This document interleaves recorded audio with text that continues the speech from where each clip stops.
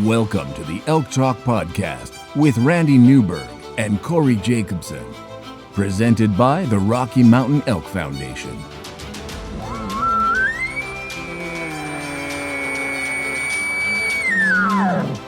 The goal is, what little you and I know about elk hunting, we share with people. I've got an elk building, it's like 120 yards away. What do I do? First off, the thought would never cross my mind when an elk's being 120 yards away to call anybody on a cell phone. All elk? All the time? Only elk? Only elk. Well, it's us having conversations, so we usually go down some rabbit holes, but If you hunt with Corey Jacobson, you will find the landscape is full of rabbit holes. We're just going to make this up as we go. and you look at it like, oh, that's a target-rich environment. But if you're trying to single one out, a solo target there is much easier to go into than a big group. We record everything, so there's no BSing, no lying, no faking it with us. Did we hit the record I button? thought I forgot to hit the record button. If you want to know something about elk hunting, this probably isn't the podcast to listen to. Should we give them a list of all the other podcasts where they might learn something?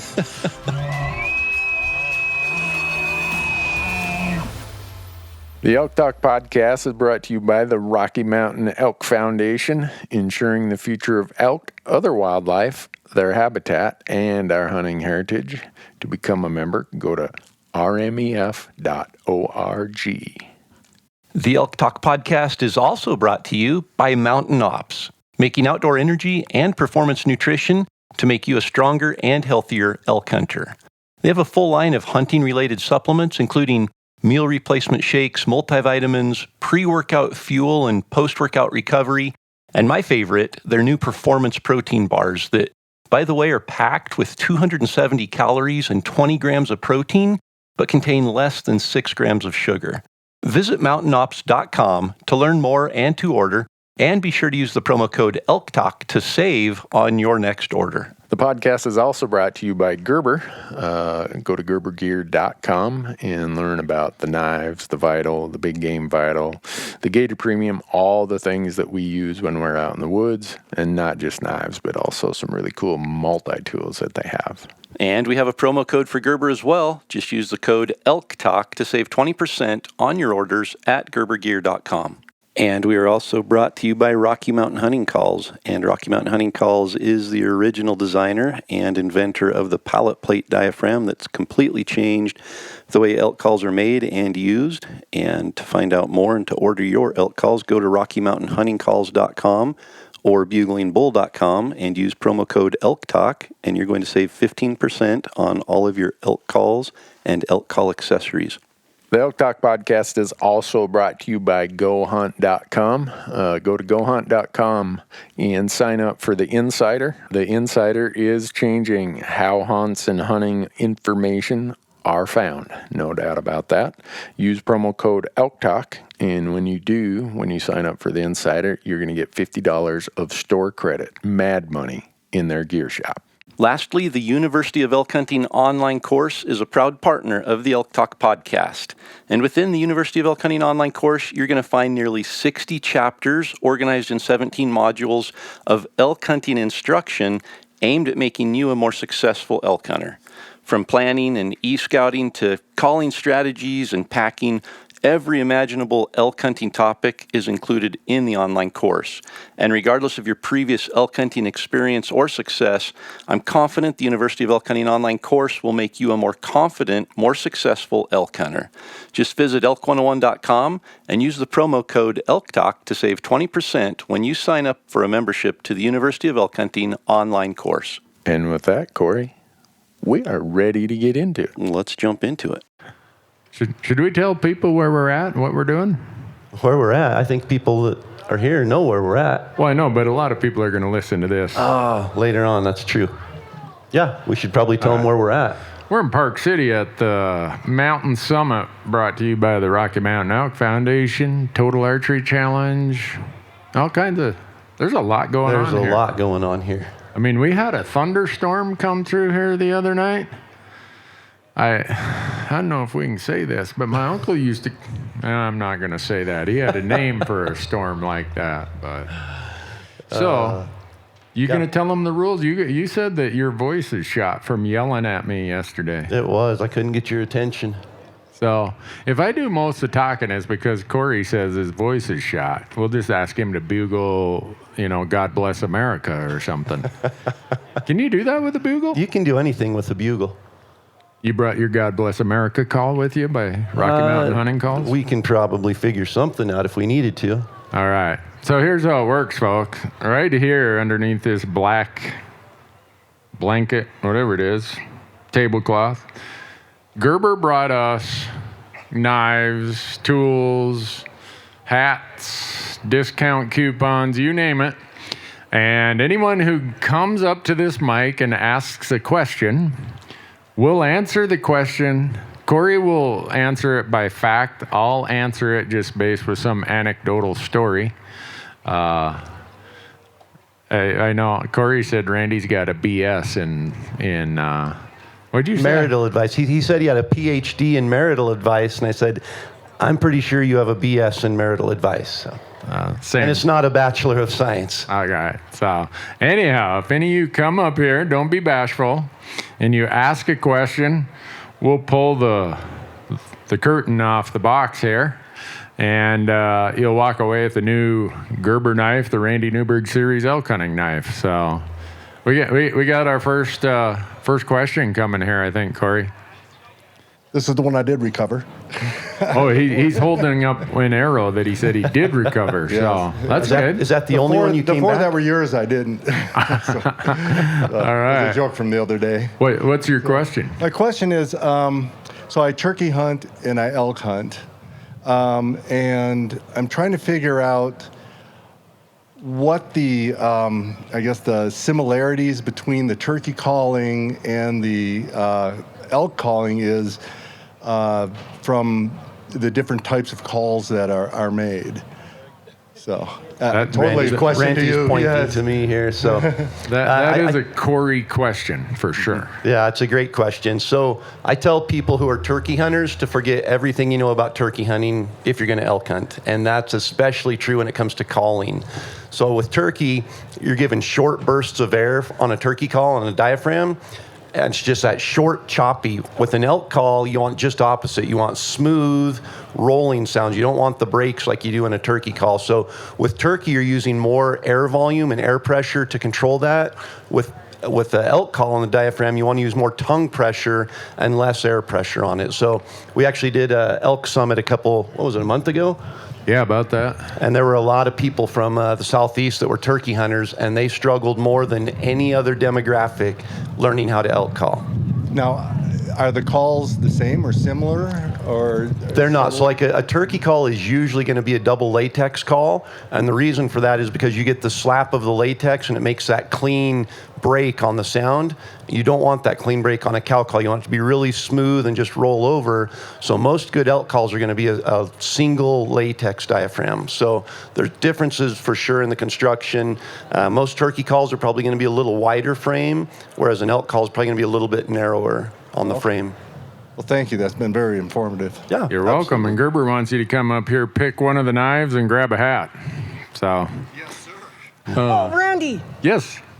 I watched your show on the Tongass National Forest, reindeer. My show on the Tongass National Forest, reindeer. You're up there with our friend James, and I want to know if you have any tips. Tips? For going up there to the Tips Tongass. for going up to the Tongass National Forest and hunting Sitka black-tailed deer. We got it on our list. Really? Yeah. When they tell you that you have to gain 1,200 feet of elevation and it's going to take 7 hours, believe them. You better have some strong. Yeah. Be ready. Wear rain gear the whole time, even if the sun is out. Okay. Bring some gloves that will not be penetrated by Devil's Club. Like welder's gloves, or it's just brutal. Did you love it though? Did I what? Did you love it? I loved every minute of beautiful? it. Yeah, it was worth every bit of it. It's like, what do they call those kind of hunts? Type 2 fun or something like that? I haven't heard that. Like no pain, no gain? Yeah, it's like, well, it's not fun while you're doing it, but when you get off the mountain and get to the beach, it's like, oh, that was a lot of fun. Even though we thought we were going to just, get mad and hurt each other while And we you were up don't there. think we're too old to go do it, huh? Yeah, I probably have one or two of those trips left in me because I can't figure out how to fly llamas to Alaska. So Okay. that's what it'll be. But the guy sitting to my right is going to get a full-blown experience of that in September. Oh, So are you really? I'm waiting for the report when he comes back. Oh, it'll Well, be he's fun. saying when now. Before he said if we come back. So Well, true. And you're If, going up to Tongass? we're going to Alaska to hunt elk. Oh, good. Yep. All right. Yeah. Sounds good. so I did ask his wife if she wasn't going to buy more life insurance on him, if I would be allowed to. So What'd she say?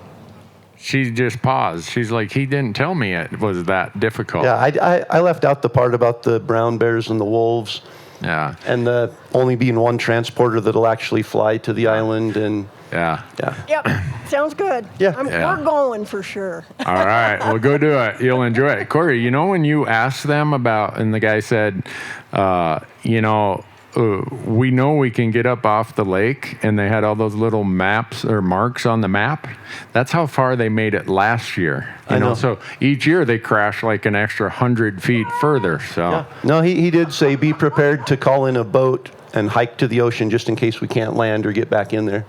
yeah. Tips for getting in shape? Do a lot of hiking Yeah. before you go? Do a lot of hiking. You see this really big peak back here? Yeah. Run up it as fast as you can with 45 pounds every day before now and when you go there. I mean, really, is it really that? I hunt a lot of crazy places, and it's the most strenuous 7 hours I've ever invested. Well, he told us it was pretty tough going up there, Yeah. but So, take our time. all right. Yep. Have fun.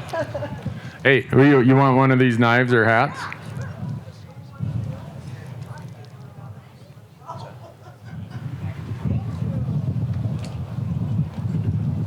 All right, we got another question here. Yeah. So, nice to meet you guys. Nice to meet you. What was your Yeah. name? Dustin. Dustin. Good to meet you. So, what do you think the biggest issues facing us for conservation are? I mean, because I got kids and I want my kids to hunt. I want my kids to grow up and have the things that I had, and my dad had. So, do you think it's... I heard the women population hunting is increasing. I don't know about kids or, so what can we do on our part to keep this land and keep it going and be able to hunt for generations? Because, I know this is kind of a political question too, could be, so I don't know. That's basically my question there. Yeah, Randy's a lot more versed in conservation and knows way more than I do, but just on the surface, my first thing is always access. I mean, access is huge for us. The more hunters we have, the more access we need. And Yeah. Randy and I talk, Randy is always talking about building a bigger pie. And, there's so much pie right now, and as more people come to the table, we each get a smaller piece of the pie, and we're all worried about that, and we're trying to protect our piece of pie. Right. We're missing an opportunity to build that pie bigger. Sure. And there's opportunity there. I'm a life member of the Rocky Mountain Elk Foundation for that reason, because they're helping us build that bigger pie. So that's my first thing that I always say is you've got to be a member of the Rocky Mountain Elk Foundation if you're an elk hunter, just for the fact that they're protecting access for us, in addition to all the other things they do.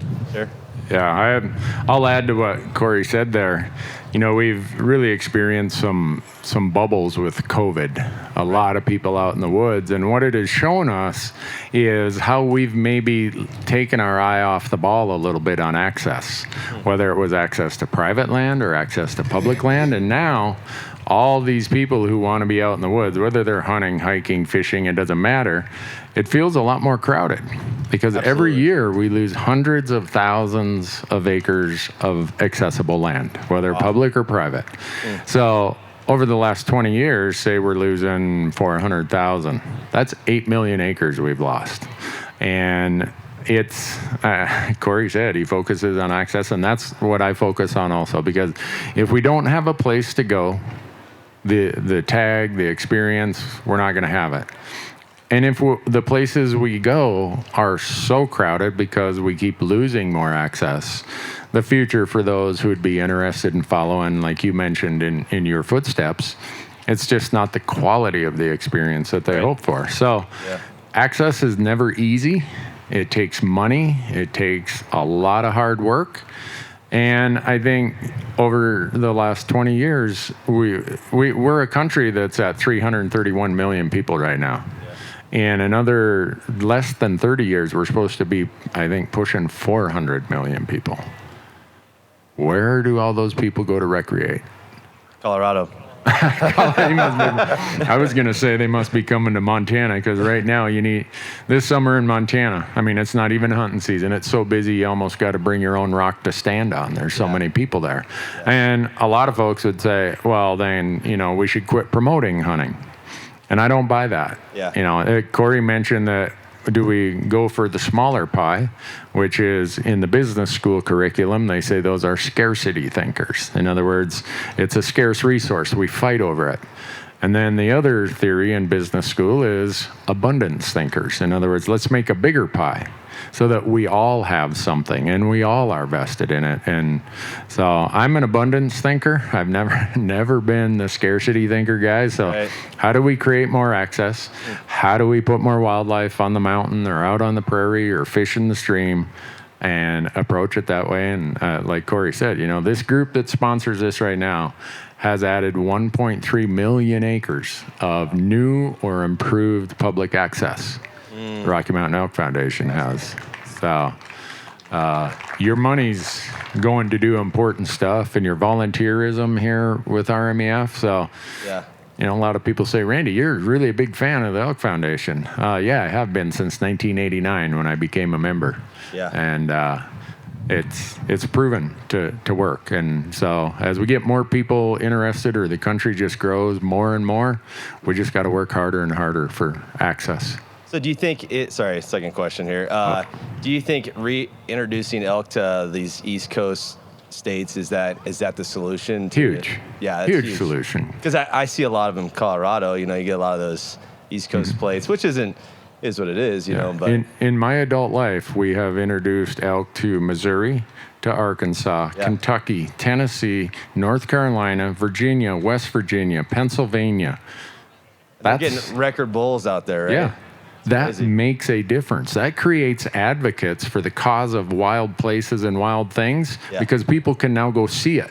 Some of them luck out and they draw a tag. They can go participate. But even if they can't participate, they see it, and they see the tangible benefits of conservation, and whether they hunt or not, they become more engaged in conservation. That's awesome. And I'll add to that too, just what Randy mentioned about having more advocates for hunting and access is so critical. We can't limit, we don't want to keep people away from hunting. We want to bring more people in so we have a bigger voice, because right now hunters are a huge minority. And you can see where direction is going. A lot of people are fleeing some of these liberal areas and liberal states, and they're coming to the mountain states, and they're becoming residents there. It's not just non-resident hunters coming to these states, it's population growth of people who love the outdoors, and they're coming to share it with us. We have to be forward thinking and build a bigger pie, but also build more people into that advocacy. Right. Cool. Thank you guys so much. Appreciate it. You're Great welcome. question. You asked 2 questions, you get 1 knife. I thought maybe he asked the second question because he wanted a knife for his hunting buddy. There you go. So. I have this one, so I'll take this one. All right. Thank you so much. Appreciate it. Yeah. Thank you.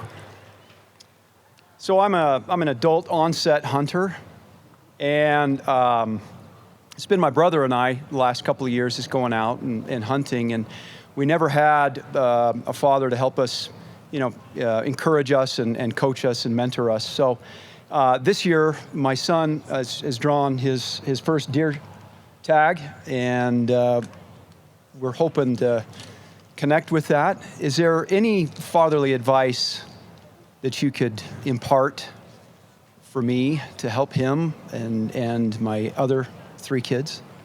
Well, Corey, I only have 1 kid. You have 3, so you really are a parent. They say if you only have 1 kid, you're really not a parent, right?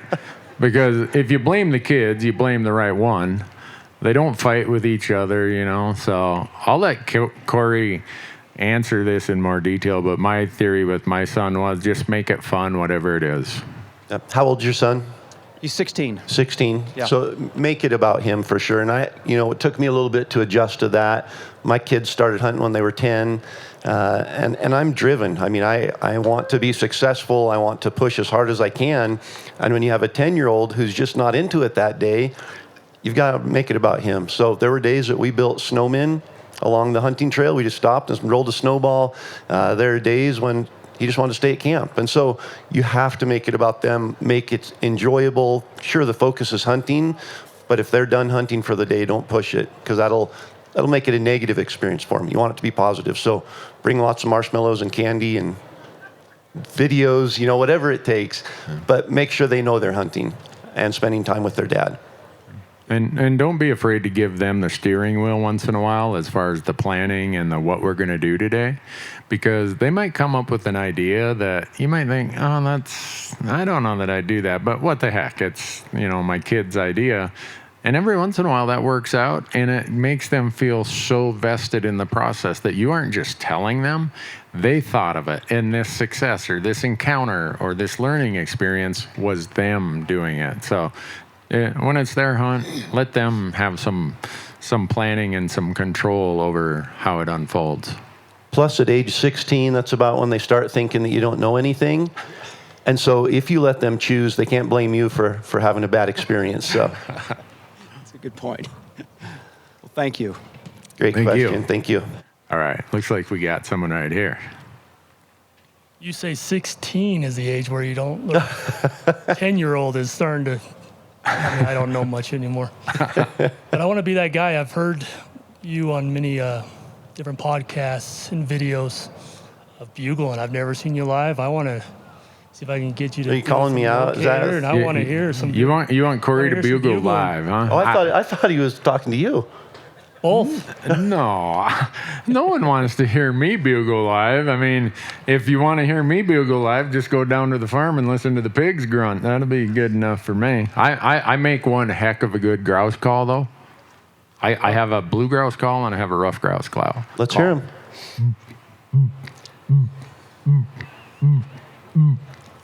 You know what grouse that was? No. Well, we call them blue grouse. Now they separate them between duskies and sooties or something like that. Randy just separates them by dark meat and light meat. So, but we'll let Corey show you how. This young guy wants to hear you call, Corey. He brought his son up here just to hear you call. So, I bet his son has a question. He's waiting in line. He's kind of afraid. Could I bribe you with Dairy Queen to come up and ask a question? No, he wouldn't even do it for a Dairy Queen. All right, let her rip. All right.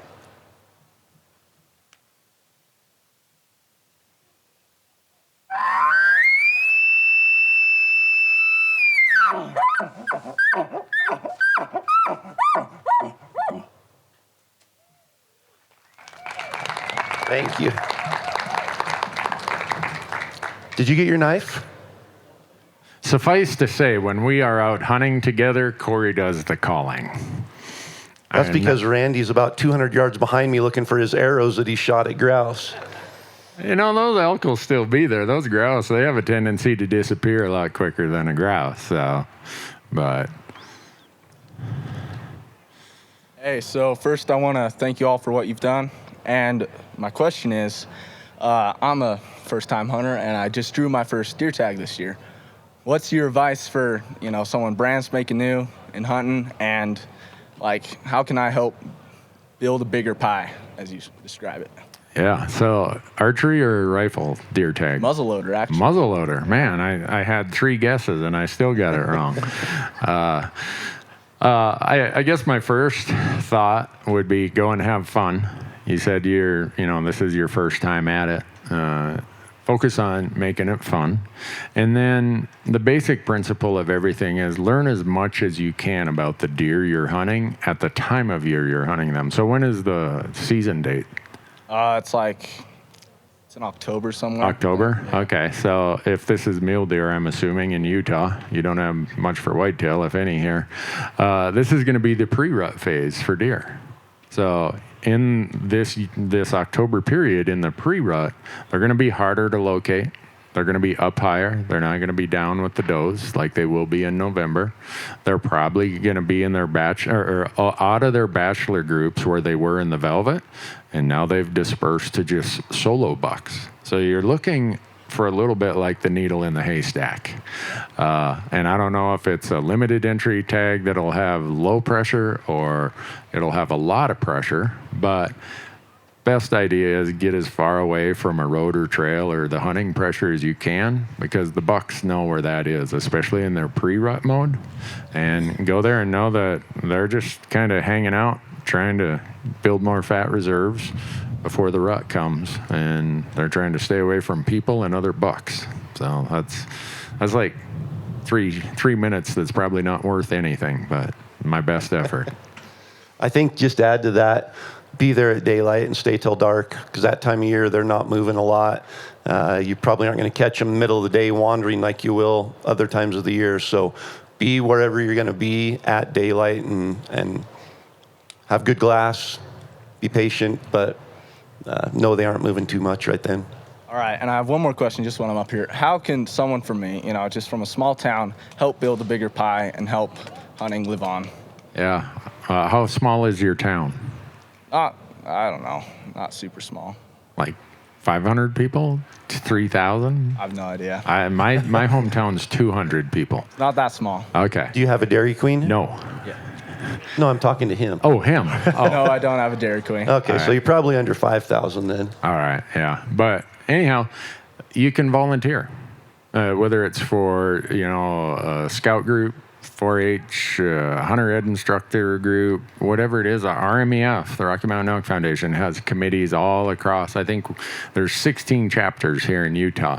You can help that way. They're just, whatever it is that interests you, and I don't care if it's about access, if it's about fishing, or anything related to conservation, there's opportunities to go and volunteer your time. And the other part of that is always put on your best impression for people who might be watching. I mean, we are all, whether we like it or not, especially in the modern day of social media, we're all kind of in the fishbowl. We're all ambassadors. We're all a face of hunting. So, do your best to put a good face on it, and just that is worth a lot. Sweet. So I have a question for you. What's that? What got you into hunting? Well, I did scouts, and I'm an Eagle Scout and all that, and love the outdoors. And I just looked up one day, how do I gut an elk?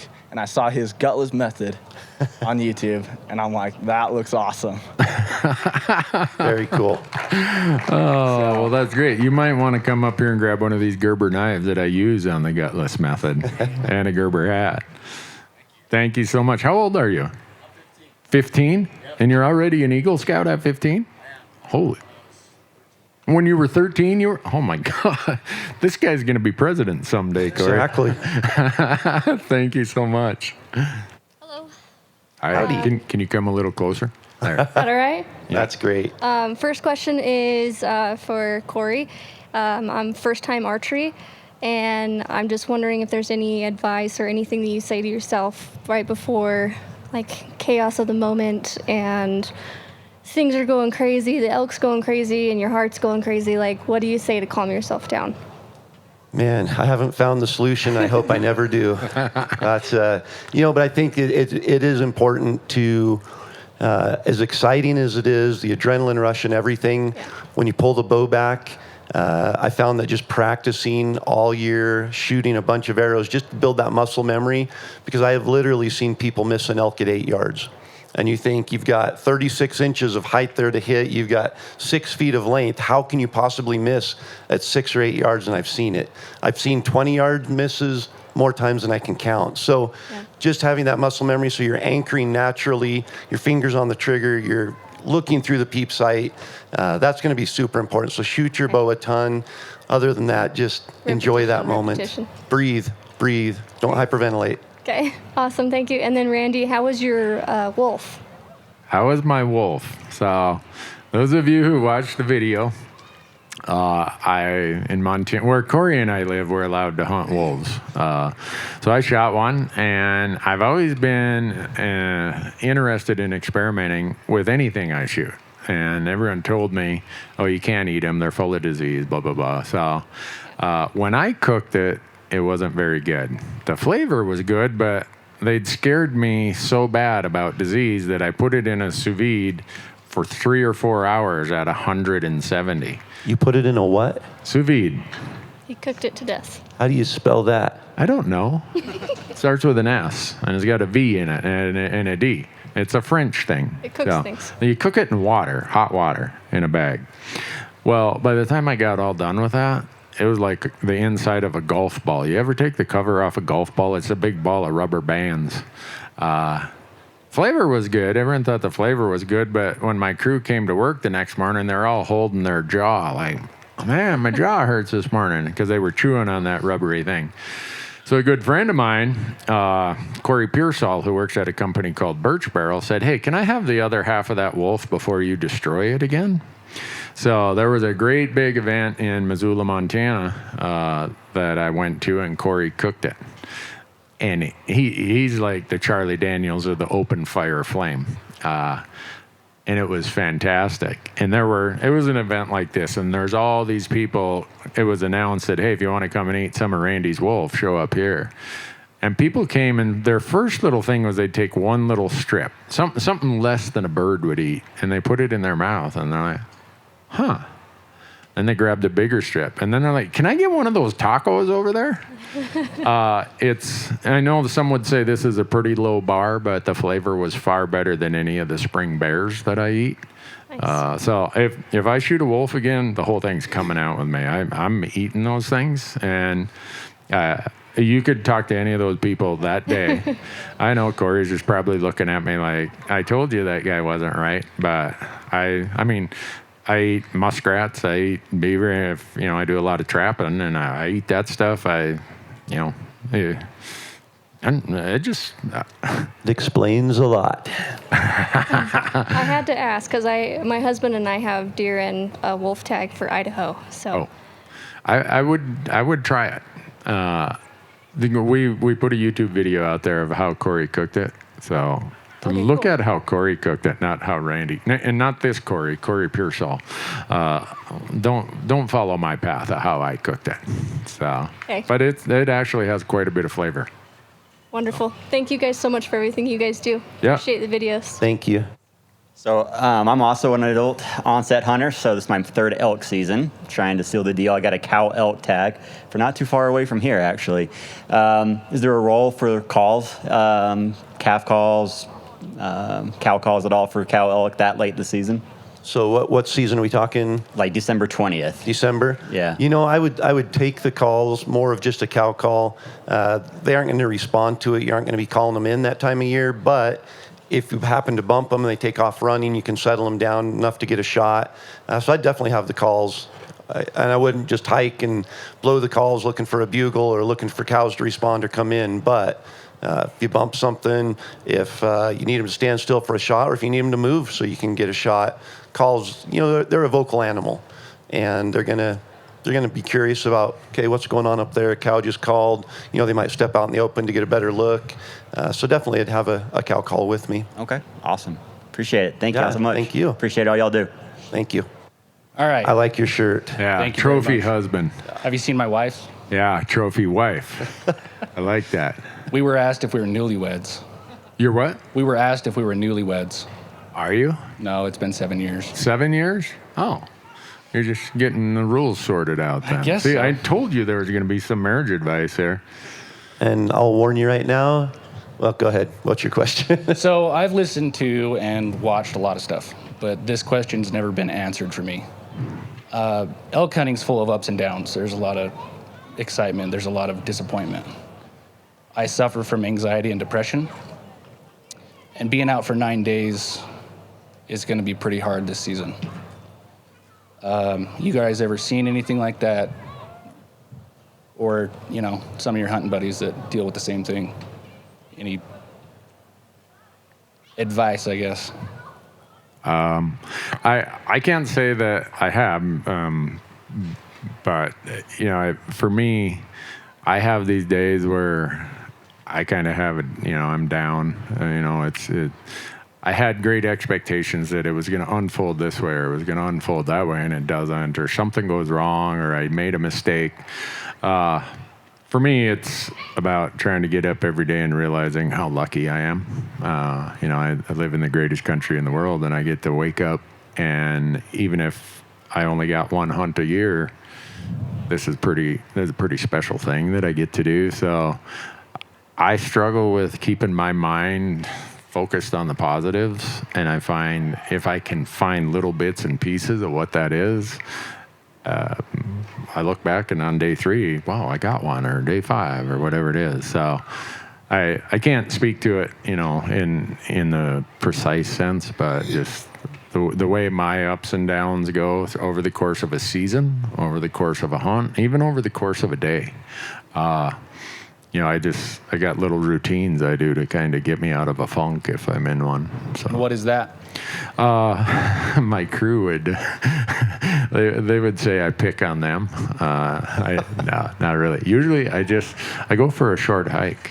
I just try to clear my mind. And I know we might be glassing on a knob, and the last thing you want to do is, expose yourself to the animals if they might be there. But you'll see a lot of times I just get up and go for 10 minutes and come back, or whatever it is. I do artwork in the dirt.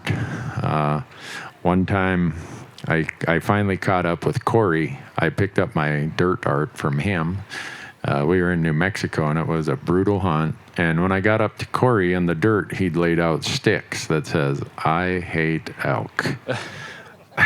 True story. But so I don't know. It depends on the day and whatever it is. But any activity I have, I have to clear my mind every once in a while. It's kind of like hitting the refresh or the reset button. And for me, those are usually just short physical things, like, doing a bunch of burpees, or it's just, my crew thinks I'm crazy, and they're probably right.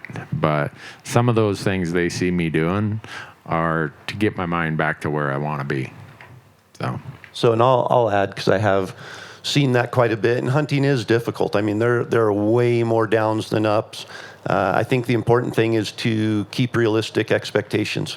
And, for however long you've been hunting, if you're just starting, your expectations need to be more of the experience. And keeping in mind, like Randy said, we're so blessed to be able to do what we do, but to recognize each day as a blessing, and recognize that I'm out in the mountains. This is what I live all year to do. I'm here doing that today, regardless of the success of filling a tag, regardless of the success of finding animals. That's part of the journey, and enjoying the journey, not looking for just a destination of success, but enjoying every step of that along the way, and then being realistic. Success rates are 10 or 12%. If you're a new hunter, you're probably going to fall a little bit below that even. So not going out there and feeling pressure to fill a tag, not going out there with just that goal in mind. There are a lot of other things that you can do to enjoy and to get the most out of that hunting experience. Yeah, to Corey's point of expectations, that's one thing I worry about in media. That's why I show all the things I screw up. Just when I think I've found every way to screw something up, I invent a new way to do it. And I want the audience to see that, because I think unrealistic expectations are not healthy for hunting. Elk hunting is hard work. Elk hunting involves lots of failure. And so for me, I look at this and say, okay, I screwed that up, or I haven't found an elk in 3 days. I also force myself, I keep a little journal. My crew keeps them on a phone. I guess you can take notes on a phone or something. Yeah. I'm like old school. I got a pencil and a tablet. And so I sit down and just say, all right, what have I learned in the last day and a half? Why have I not found an elk?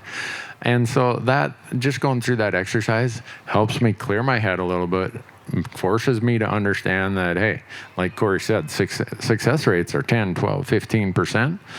Okay, you know what? There's a lot of days I'm going to go home without filling my tag. There's a lot of hunts I'm going to go home without filling my tag. But every one of those trips have been a learning experience for me that's getting me a little bit better and a little bit better. So.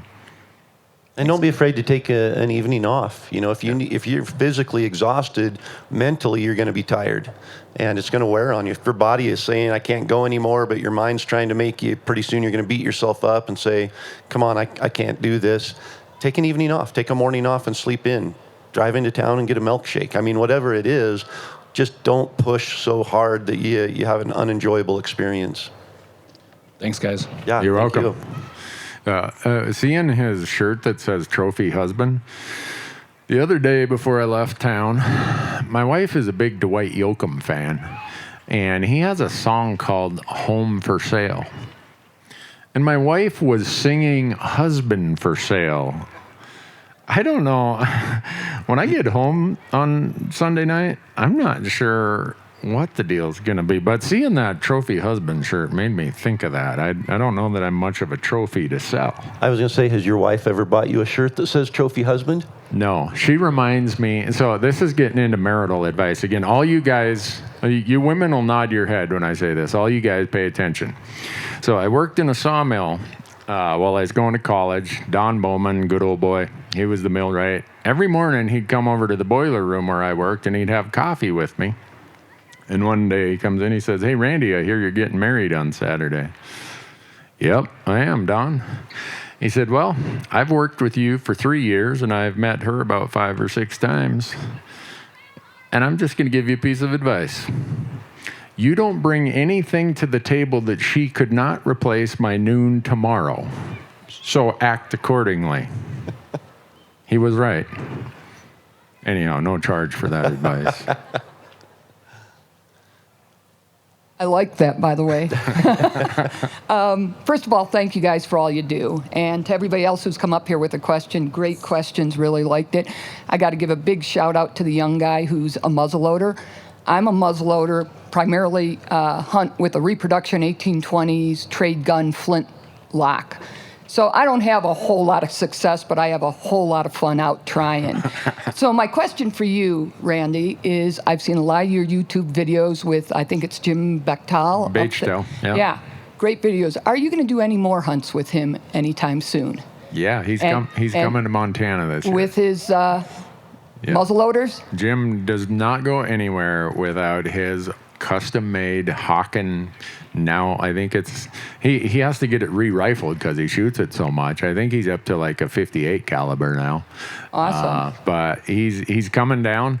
We're trying to line up what we can do, and he has a lot of points in a lot of states, and he wants to do a muzzleloader hunt someday in while a rut is going on and there's bugling activity. So I'll never be as good of a hunter as Jim is. I'll never be able to grow a beard like his that he's been working on for 48 years. But I learn a ton from him. And I learn a ton hunting with Corey. One of the benefits I get of hunting with other people is everyone has a different approach, a different style.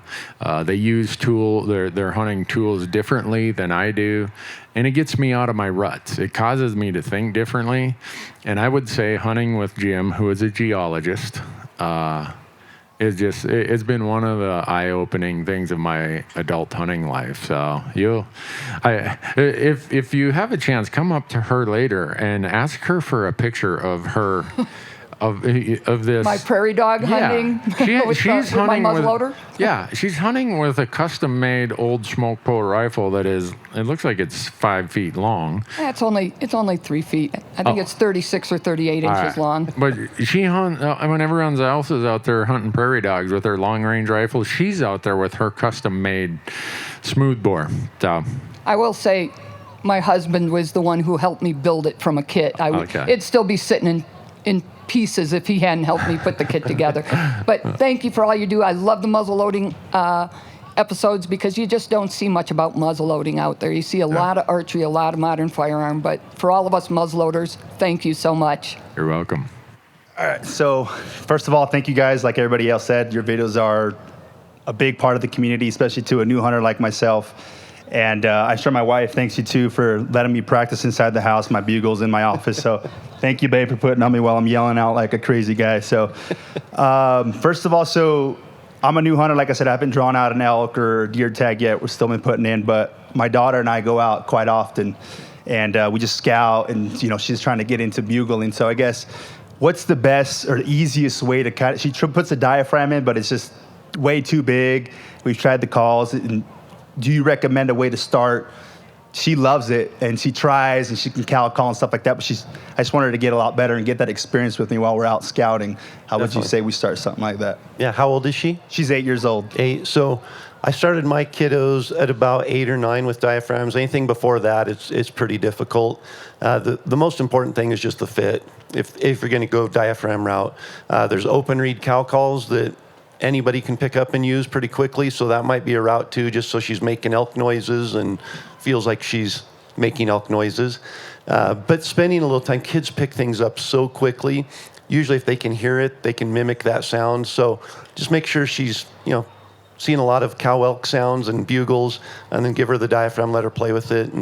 But make sure it fits. They make them, there's smaller ones they make for youth and for children that'll fit their mouths a little better. Okay, cool. Thank you, guys. Yeah, thank you. I can assure you that advice is worth more than you pay for it, because Corey's daughter, Jessie, won the women's division yesterday in the World Elk Calling Championship.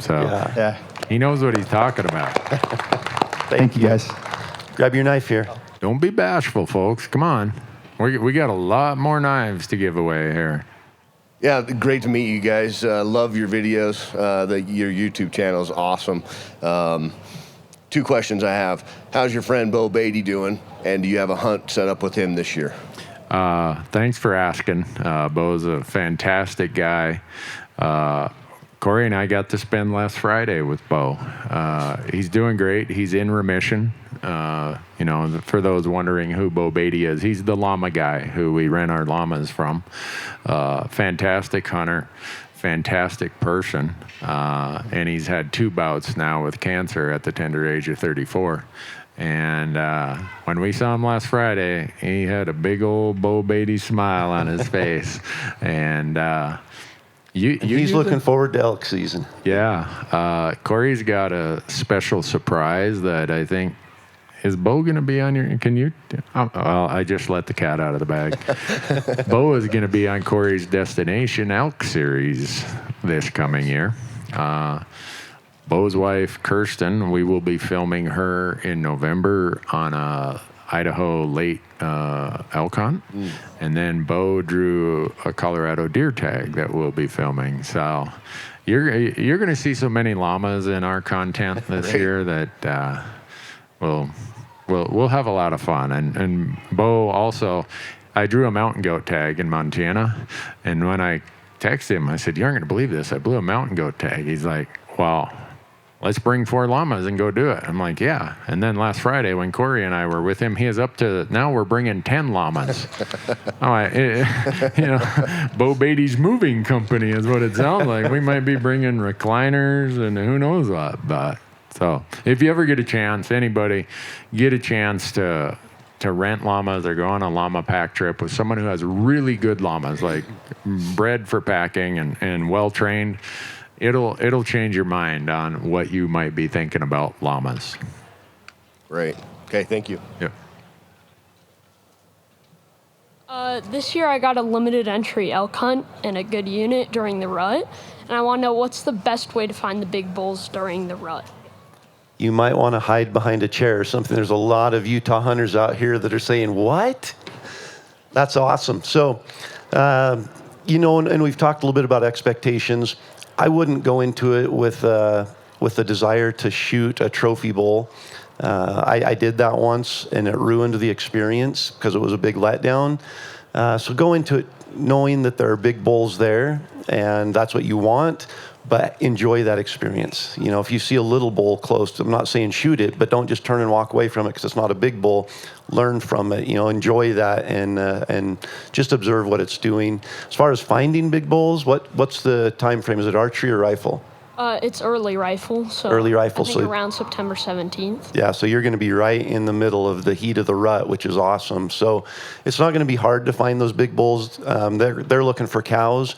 So if you find the cows, you're going to find those big herd bulls during that time frame. So I just look for cows. They're going to be bugling like crazy. Listen for bugles, cover a lot of country, look at a lot of elk, and enjoy that experience. Thank you. You're welcome. Will you do my Utah application for me next year? How old are you? I'm 13. 13.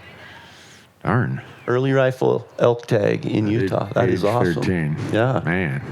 Go get him. Well, come up here and get a knife so when you do shoot him, you have something to gut him with. Got a question for you guys. So when I go hunt, I set up like 75 yards, have the shooter in front. I don't know if it's more or less effective to have that shooter cow call while I'm out back bugling, so it sounds like there's a cow in the middle between two bulls, and if that's going to draw that bull in closer or not, or... So you're talking archery probably? Yes, yes, okay, yes. So my philosophy is always, if you have a shooter out in front, the shooter needs to be completely quiet. And the reason for that is that's why he's out in front, is so you as the caller can pull that bull into him. And if a bull hears a cow call, the second he gets into a view of where he should be able to see a cow, where it called from, if he doesn't, he's going to get nervous. And that's usually where they hang up. So if I'm the shooter out front, I don't want to say anything. I don't want to move. I want to just completely blend in and take advantage of the caller that's back behind bringing that bull into my lap. So I wouldn't. The only time we do any kind of calling if we're the shooter is if we have a herd bull that we just can't break away from his cows. As the shooter, sometimes I'll scream the challenge bugle at him, and then as he turns and does come in and commit, then we'll have the caller back behind kind of take over and bring him in from there. So like when you get in his kitchen, so you're essentially in his kitchen, right in front. Getting in close, because sometimes it's a matter of, if you're 200 yards away, you can't threaten him enough. But if you get inside 100 yards, he feels that bull's getting too close, he's going to come in and chase you off.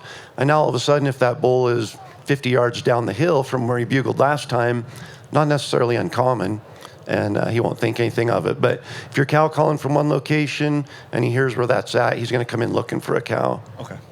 All right. Thank you. Great question. Hello, sir. Big fan. I watch the podcast, or I listen to the podcast all the time. I'm sorry, sir. I'm not very familiar with you. No worries. Randy is much more, he's a better person to be familiar with. Well, my favorite episode of your YouTube was the Antelope Jackrabbit one. That one was awesome. Which antelope one? Jackrabbit Antelope. It was a big cool. jackrabbit. Yeah. It was a while ago. Yeah, it was in Arizona. Yes. Yeah. I don't really have a question. I just wanted to get up here and tell you guys thank you for everything you do. And I'm an adult onset hunter. I'm Hispanic, so I'm a minority in the minority of hunting. So keep at it. You know what? It's been great. Everybody's really welcoming in this event, and I brought my kids. I was going to say, you've got a good little hunting partner right next to you, too. This is William. Christian's over there with his mom.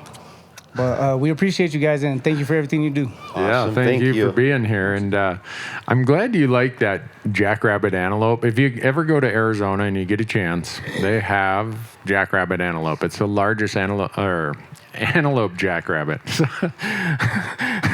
Slow me down when I'm saying that. Corey's over there letting me just walk right off the end of the plank without saying, didn't you mean... no, I figured there was a punchline coming or jackrabbit? something. Yeah, so these are the largest jackrabbit on the North American continent. They get up to 12 pounds. They're fantastic eating. And so my wife, a little bit about that episode, I'm reviewing episodes at home, and my wife is in the kitchen, and she hears all this excitement in my voice on the episode. And she comes walking in, and she's like, what are you so excited about in that episode? And I'm standing there holding a 12-pound antelope jackrabbit that had been part of my effort for 3 years to finally shoot one of those with a shotgun. And I am doing handstands and flips and cartwheels, and she looks at that, and she just shakes her head and walks away. But it was a ton of fun. Unfortunately, when I was down there last year, rabbits and hares right now in the western United States are suffering greatly from a hemorrhagic fever. So we've quit, just as my own personal ethos, I've quit hunting rabbits right now and they'll recover really, really quickly. But if you're asking why didn't I hunt them last year, that's why. You eat wolves, you eat jackrabbits, you eat muskrats. Yeah. Dilly bars. There is one thing normal about you, I guess. All of the things. As as our little group over here would like to know, is it best to try and locate the bulls in the evening time, go out early in the morning, try and hit the same area, or bugle as you're going in to try and locate? So it really depends on the area, because a lot of times the bulls will move a lot at night. But if they're in an area where they've got cows in the area, they're coming down. If they aren't with the cows yet, or even if they are with the cows, we do a lot of bugling at night, because typically from where they are at dark, they'll be in the same place at daylight tomorrow. And they might move a long ways from there, but if we can find them at dark, we'll be back in that exact place in the morning. And we do it both ways. You know, if we're lucky enough to have one that we've located, we'll hunt it first thing, but if not, we're just hiking and looking for a bugle. Nice, Yep. beautiful. Thanks Yeah. so much. Thank you. Yeah. If people heard the noise, there's a dog fight going on over here. They finally got them separated. I thought it was like the MMA of the white lab world or something. I don't think those are white labs, Randy. All right, whatever. Thanks for being here, guys, and putting this on. This is cool. But my wife and I are going through the University of Elk Hunting right now, and one question I have, once you're done, you packed him out, he's home, he's in the freezer. What's your guys' favorite way to take care of him after that? As far as how to cut him up or how to cook him? How to cook him, how to eat him. If you're eating wolves, I imagine you know how to eat an elk. Yeah, I'll go ahead and field this one, because Randy probably doesn't know what good elk tastes like if he's resorting to wolves. But, you know, you can't go wrong with elk. And I think the big thing, I've had people say, I can't stand eating an old bull. It's gamey, it's tough. I've never eaten a gamey or tough elk, no matter what. And it's all in how you take care of it in the field. So that's super important. From there, once you get it in the freezer and you're ready to cook it, my wife is incredible. She has a recipe for every day of the month that's different using elk meat. I love just a steak wrapped in bacon and cooked on the Traeger. She makes incredible street tacos out of it. And then anything hamburger related. We'll take, and you can get the bacon ends from the store. There's small chunks of bacon, and we'll grind it up into some burger and just cook hamburgers that already has a bacon ground into it. But I'm a huge Traeger fan, and I have not had anything bad off of the Traeger yet. Perfect. Yeah. For me, it's Corey kind of touched. You don't get to answer this one. Well, too bad. I feel like I know something about this topic. Really, I don't. But I do have a Traeger, and the beauty of a Traeger is you slow cook, right? My grandmother, her theory was burn it and then burn it again, which doesn't work. It might work for bacon, but it doesn't work very well for wild game. So most of the wild game I ate at Grandma's house was akin to eating the shoe off the sole off your shoe. And so I get to an adult life and I got to retrain myself, and I married a woman who's an unbelievable cook. And she loves to experiment with a lot of different things. And in spite of the whole circle and variety of great meals she makes, it's really hard for me to find anything better than a slow-cooked elk steak at a low temperature with just the simplest of seasonings. And when I say slow cook, I'm talking like low temperature of 250, 260. And cook it for 40 minutes and just let that smoke get in there and let those seasonings ease down in there. And that's why I do it. That's what I really see. I'm already starting to water. I got the corner of my mouth drooling here. So perfect. One Thank other you, thing, guys. don't take your back straps or tenderloins to the butcher. Keep them yourself. Yeah. And about a 16-inch section of back strap on the Traeger cooked for about 3 hours, 2.5 hours on just low smoke is incredible. Yeah. Excellent. Yeah, that's a good point. I used to stake out my back straps. Now I cut them into anywhere from 8 to 12-inch, like loin roasts. And when you slow cook that, then you can cut them into steaks afterwards, but it makes it so much more flavorful and so moist. It's way better. Thanks, guys. Thank you. All right, so I apologize if you've already answered this because I was kind of a latecomer, but Randy and I won't remember if we already answered it anyway, so you're good. all right. First off, I love everything you guys do. Recently transitioning into a bow from rifle. I've had some success with the rifle. can't seem to get close enough to an elk with a bow. I get within about 100 yards and they run. I've done the Elk 101 course. Thought I had the answer with the wind and everything else. Any advice? Well, if an elk's running, there's a reason. And my guess is it's either his sense of smell, his sense of sight, or his sense of sound. So he's either hearing, seeing, or smelling something that he's recognizing as potential danger. So that's really what I look at. If you can beat an elk's 3 senses, you can get as close, you can walk up and touch an elk. And there's really no reason you can't walk up and touch an elk other than they can smell, they can see, and they can hear incredibly well. So it's hard to say. I mean, it doesn't take very much of a wind switch for 3 seconds to take your scent 60 yards or 100 yards. Sound-wise, typically you can break brush. You can do a lot as long as it's a natural sound. If they aren't seeing you move, it's probably thermals, and in some way they're scenting, smelling you.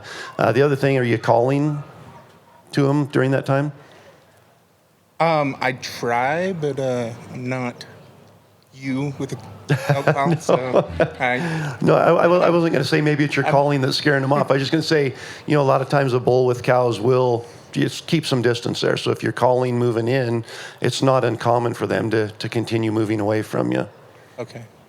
All right, thank you. I would add another thing to that. Corey Jacobson is the most wind thermal aware person I've ever hunted with in my life, which is why it's been a couple years since I've recovered from my last hunt with him. But if we heard a bull elk bugling over there 200 yards, my mindset is, well, let's just go get him. Corey, at first I thought the reason he went on a 3/4 mile hike, gained 800 feet of elevation, came around the other way was he just liked to hike and he wanted to see how out of shape I am as an accountant. Later I have to admit, there was a method to his madness, and he was way more aware of what the wind was doing between us and that elk than I ever was. And I had a lot, what you just mentioned there, that's a very common thing for me also. And for me, it's usually wind. I get lazy or I get in a hurry, and I don't do the Corey Jacobson detour, if you want to call it that.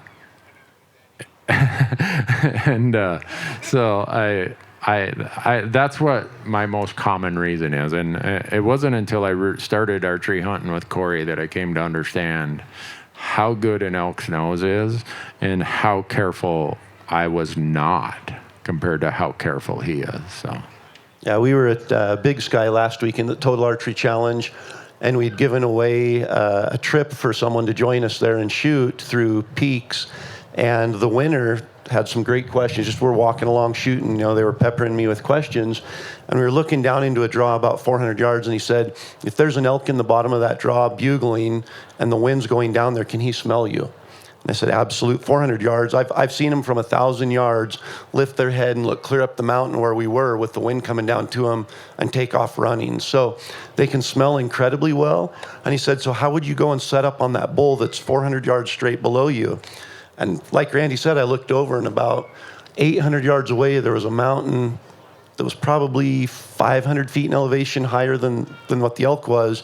And I said, I'd go on the back side of that mountain, circle all the way around, and drop down into the draw to get on the level with the elk. And he looked at me and said, that's got to be 1.5 miles. I said, yeah, 1.5 miles to get to an elk that's 400 yards away. But if you try it any other way, you've just wasted 1/4 mile getting there and 1/4 mile back, because if the wind's going to them, they're going to smell you. And if they smell you, it's over. So, yeah, there are some detours. I think Randy likes my detours because our grouse count went way up when we started covering more country. That is true. You did drag me through some really good grouse country. Corey was amazed that I would shoot a $30 broadhead at a grouse. I was just as amazed that he wouldn't. What I was amazed at is that he would walk away from a bugling elk to go and find that grouse that was making noise in the brush. Well, not even get a shot at it. He just wanted to go and see if he could find it. Yeah. I mean, chicken in a pot. Who else we got? Hi, again, thank you for being here. I do appreciate it. one of the Utah elk hunters that hunt public land and for an Antelope unit, and somehow managed to get a tag this year, even with the continuous server issues every year, the hours in the query, and finally make it in, and was successful again this year somehow. My question is this: given the, I wouldn't say excessive, a lot of hunters, public land, generally speaking, you either have one down first thing in the morning or you don't. What advice or recommendations would you give after that? If you don't have one down first thing in the morning, they're scattered, they're everywhere. What advice would you have after that point? Are you archery or rifle? Rifle. I'm sorry, yeah. Okay, I'll grab this one because I talk a lot about have your first day opening morning plan and your rest of the season plan. Okay. Because if you can go on pattern one and scout him the night before, the odds are you can kill him the next morning if someone doesn't booger him out of there in the dark. Yep. But that happens a lot. Absolutely. So it's kind of like the whole deck of cards gets reshuffled once the first shooting starts. So my e-scouting plans have all these spots of where are those elk going to go when the shooting starts. And I want to be between where they're at when the shooting starts and where they go after the shooting starts. And so I always talk about those are sanctuaries. And so anytime I go out somewhere, if you grab my phone or my computer, you would see more waypoints that I consider sanctuaries than you could ever imagine. So it's kind of like, all right, day one's behind me, completely different mindset. It's like you're hunting a different elk at that point, because now you're hunting an elk that remembers, oh yeah, last year Pete wasn't paying attention and he got shot. He got a victory lap in a Ford F-150. Well, those bulls who didn't get the victory lap, they instantly are like, oh yeah, boom, and they're going to these sanctuaries. So you're hunting almost elk with two different mindsets in the course of 48 hours at most. Mm-hmm. Very good. Thank you. Can I add to your question? Please and get more of an answer from Randy? So day 3, you're hunting an area in the morning. There's a lot of pressure there. What do you do after that morning hunt? You know, the first hour when the elk are actually moving and people are firing shots, what do you do for the rest of the day? On day 3? Day 3, day 7. Day 3, day 7, I go find another spot. I keep checking these little sanctuary spots. And, you know, people watch our content and they think, oh man, look how quickly he finds elk. Well, no, we don't want to bore you with 8 hours of footage for the times we didn't find any elk. So we are covering a lot of ground, checking a lot of places, and you just keep going and going and going. And we talk about hunting pressure just in a general sense of the number of people in the woods. I look at hunting pressure, both the time of week, the time of season, and the time of day. So later in the season, most everybody's got it out of their system. The elk are less pressured, and their behavior each day is slightly different on the last day of season than it was the 4th day of season. Throughout the course of the week, if you're like me and you're underemployed, you know, you can hunt midweek. So I know that the behavior of an elk Monday morning after a weekend of pressure is way different than the behavior of that elk Friday afternoon. And so I use those kind of things. And so to Corey's question about what do I do, first of all, I say, all right, how long is the season? What's the pressure band? Where by day 3, they're in the places where the pressure's the absolute least. I mean, there still might be a lot of pressure, but it's less pressure than the places with immense pressure. So I'm looking for those spots, and they're usually a function of distance or topography in a rifle season. Mm-hmm. Very good. Perfect. Thank you. Cool. Corey's going to give me a C- on that one. Oh, we got to wrap it up? All right. We just got the word that we got to wrap it up because we got some real entertainers coming up here after us. So. We got them warmed up, right? Yeah. We got the crowd warmed up. Yeah, we got the chairs warmed up, if nothing else. We're going to leave the rest of this Gerber stuff up here on the stage. If some of you who didn't get some want to come and grab these last few items, please do so. And thank you all for being here. Yeah, Thanks to the Rocky Mountain Elk Foundation for sponsoring this.